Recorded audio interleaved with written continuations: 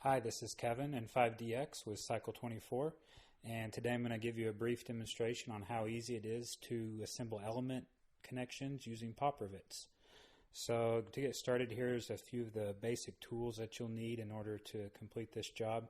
A tape measure and a Sharpie to mark the element junctions, pop rivet gun and pop rivets, which you can find at your local hardware store if you don't already have those. Got some grease here that's Penetrox or some similar brand that can be used as an antioxidant. That's an optional thing if you. So the first thing we're going to do, of course, is measure our element.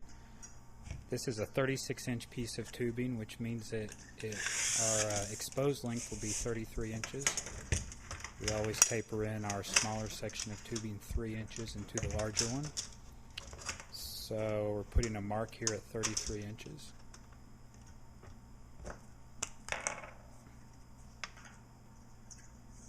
Now we're going to take the Penetrox grease and put a little dab of that on there.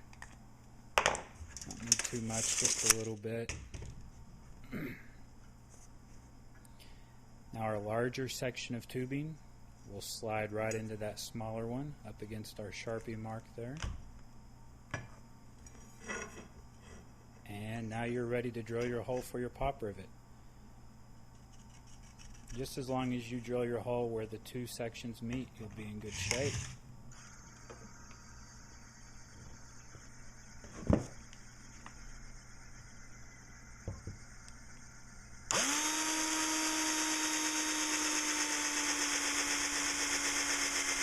Okay, now that you have your hole, just insert the pop rivet.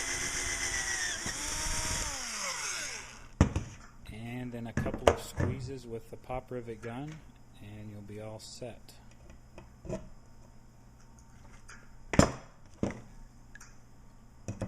going to go ahead and do at least one more for good measure, and that's all there is to it.